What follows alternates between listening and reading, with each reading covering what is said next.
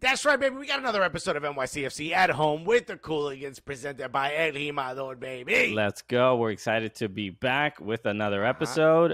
Yes, the unbeaten streak is over. Yes, we have to, another unfortunate injury, but we're going to find some positives to look forward to. Schedule's out. The schedule is out. Thank you, Major League Soccer. We finally got little bit. It's like a buffet. It's like, you know what? Try this, and if you like it, you can get up and get more. You know what I mean? So yes, a lot to look forward to. We're a couple difficult matches. Yeah, it's going to be tough, but there's still a lot of hope for the boys in blue.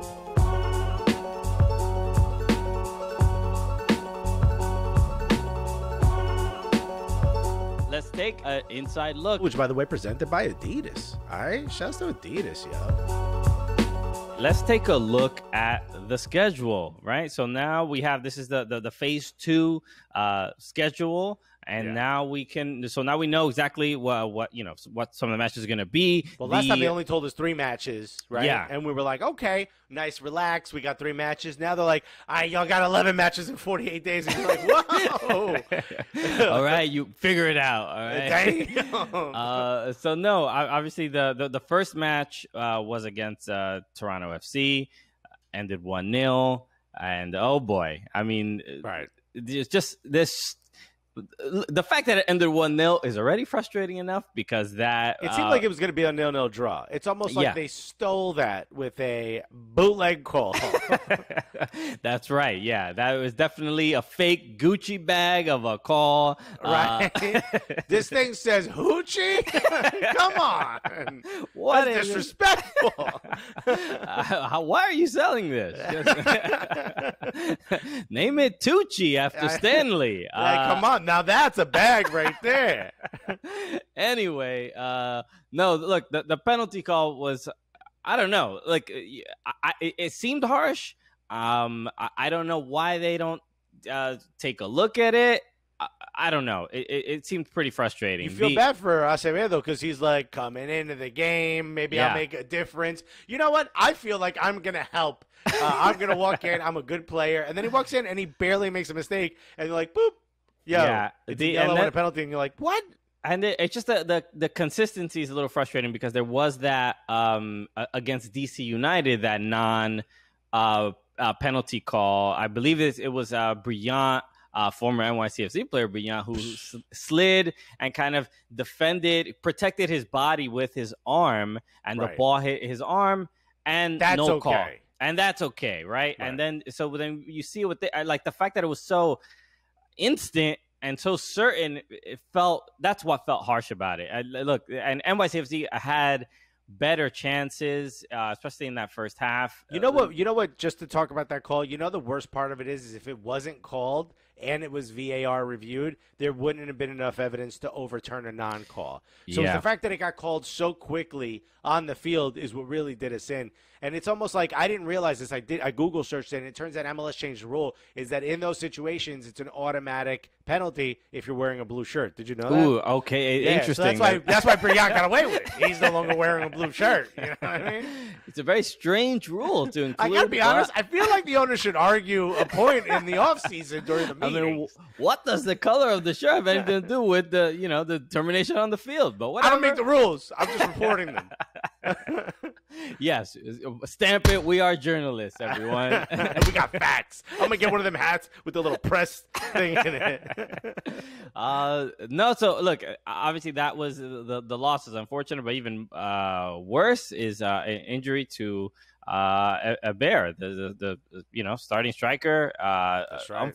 Unfortunate, and we've gotten the confirmation. It's obviously torn ACL in his right knee. His right knee. So, these injuries typically it's at least 11 to 12 months before, you see anybody kind of like back in action. And he's going to miss the remainder of the season, which difficult, right? Difficult, especially when we're sort of struggling to score goals. And here we got a guy who's really good at that. and he's injured himself. So injuries are starting to take their tolls. And it's not going to slow down anytime soon because we have 11 matches in 48 days. That's a match every 4.5 days. And I want you to know the producer did that math, not me. I would, if I'm wrong, I would have guaranteed, I would have been like, that's one every day and a half. You know what I mean? I would have been way off. But you look at it, these are all teams we've already played. It feels like we're just playing the same teams over and over again. In fact, on September 23rd, guess who we're playing? 26th. I'm sorry, on 26th. We're playing Cincinnati. Cincinnati, who we just played. Correct. Yeah. I mean, there's going to be a lot of rematches. It's going to be like, hey, you know, how you doing? Just good to see you again. It's like bumping into someone. Was good. Bumping into someone at the water cooler, you know, but it's Inter Miami, you know. Did that ever happen to you where you see a friend you haven't seen in a long time and then you see them like 2 or 3 more times in the next like month and a half? It's like, yeah, we get it. We haven't seen each other in a while. Yeah, but now it's like we're good. You don't have to say hi to me every time. Isn't this crazy? Now we've gotten to the point where we're just nodding when we see each other on the street, you know? Yeah, old hat. I am excited for the Miami match, though. I'm excited for the Miami match because we get to see Gonzalo Higuain.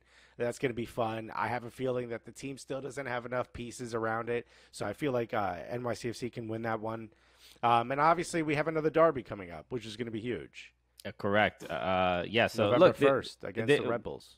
Right now, we're sitting, in the middle of the table. Still, we're in playoff position, but it's every team is so close within points. That anything could happen. A 1 to 2 game winning streak or losing streak can really change where we are on the table. But dropping points is really difficult. Like if you drop points, you're gonna slide down. So like that's where we've had a run of draws. That's where we need to turn these draws into wins, and we need to start finding goals. So I'm looking forward to see how Ronnie is going to be changing stuff. I'm calling the coach by his first name. We're homies. So hey, Ronnie, it'd be strange if you called him Mr. Dyla. To be honest. Yo, Ronnie, what you doing with the team, bro? Like that's not how. I don't have that relationship with the guy. No, but this is where we see the rest of the roster. Ibiaga getting time. Acevedo getting obviously more time, and obviously with the loss of Iber, Tati is going to have to be a much stronger leader for the team up front. So I think also Tati is also really good at being a target guy, which is going to be good because whoever is going to be the central attacking midfielder, that creative midfielder, is going to be leaning on Tati to be doing some of that stuff that he does really well, holding up the ball, making those runs, playing off the shoulder of the defender. So he's going to have to be in tandem. Who does he have the best relationship with? Who does he share his mate with? That's the guy who becomes the midfielder. You know what I mean? Okay. It looks like Mitriza is kind of been that creative midfielder that we didn't know he had that skill. He plays a little bit to the left. Maybe he slides a bit more central and he takes over for Maxi while he's injured. I'm trying to just figure out where are those pieces. That's another thing. Yeah, Maxi. We lost Maxi. Another not as serious of an injury, but he's going to need some time to recuperate. Does he need us to massage him? You know we will do it. Whatever Christian, it takes. It's got the soft hands. I'm in the back doing the asado, making him feel comfortable. Who wants some more entraña? Maxi, I got you, Baba. Okay, this is part of the rehab process. Do we have to teach his kids homeschooling, right? Kids are at home. We got you. Put up the Zoom. Yeah. Is this how we do math now? A little distance learning in bilingual classes. Pero ¿quién dijo que eso es matemático? Mira, it's a lot of yelling in Caribbean Spanish, but I think we can do it. Okay, yeah, we'll have his Argentinian children cursing in Caribbean Spanish. Trust 100%, 100%. We don't say those words. Here's what we say. We'll drop off a note. You know what I mean? We'll take care of it all. We'll clean the house. Whatever gets you healthy. Yeah. Then his children, when he's back at home, his son is just like, "Dímelo, coño, what's good?" I'm like, whoa. Papi, dije que me va a dar entraña. Wow. Pero qué es eso, coño. You've been in the Bronx for a bit. All right. Damn, son. Moxie's like, yo, whose kid is this? Who's playing Ozuna real loud in the house? Oh, look at that. That's welcome to the Cooligans School. It's a little different. Yeah, a little different. But no, man, look, these obviously now that we have the schedule, look, my optimism lies in the fact that we're not giving up a lot of goals, right? We have to figure out what's going on up front, but defensively, we look strong. So that's why I feel like we'll stay definitely in the playoffs and in a reasonable playoff position. And we haven't had a lot of big wins recently. We've had a lot of draws and slugging them out, but we've also just ended a winless a win streak or a unbeaten streak. So if you look at that, we just finished an unbeaten streak. We have the ability to play strong as long as we continue to not drop points, as long as we continue to walk away with points. That compacted schedule or that compacted standings, we're going to stay at the top. All right, baby, let's do a little match preview presented by EA Sports. He's like, yo, who's next? All right, let's talk about our next match. And guess what, Christian? It's Cincinnati yet again. Okay, yes, it's a familiar foe. I feel like we didn't have a good enough time on the last date. I don't know why we're doing another date. What's happening here? Okay, well, look, we won last match 2-1. Looked pretty good. I mean, the fact that we're playing them again this soon, I think, Cincinnati has not really, outside of they defeated the New York Red Bulls, right? Yeah, 1-0. 1-0 off of a Harris Medunjanin Olympico. Yeah, we need to watch out on corners, bro. Okay, so that was a little, that was pretty wild. But someone check the wind during the match. I want every player licking their finger and do one of these. Okay? Well, don't do that. You got to spit on it, right? You don't want to make any contact with your face. Exactly. Yeah. Or just get a little bit of bead of sweat. Correct. And so look, I think I expect kind of a similar result. Even us missing a couple players, Cincinnati is, like I said before, defensively we can handle a team like Cincinnati. They don't have too many they have strong, no firepower. Yeah, to be honest with you, it's can you break them down? Correct. That's the only question about playing someone like Cincinnati, and that's probably why teams like the Red Bulls have trouble with them, is because they're built to try to pull you out of your zone and get you confused. And they're like, we're trained to stand here, so you're not really going to pull me out. You know what I mean? Yes. Yeah. Our coach, Jason Statham, has told us to stay in one place and not really chase the ball. Okay? Yeah, we're all wearing Timbs, so we're not really going to run. You know what I mean? All right, we're not really into lateral movements. Okay. Yeah. We walk forward in unison, but it's honestly, that's the question is going to be, can you break them down? Can you stop the potential of a counterattack, which I think this team is built to do, especially with the defenders we have that are fast and mobile, especially with someone like James Sands breaking apart attacks as they happen.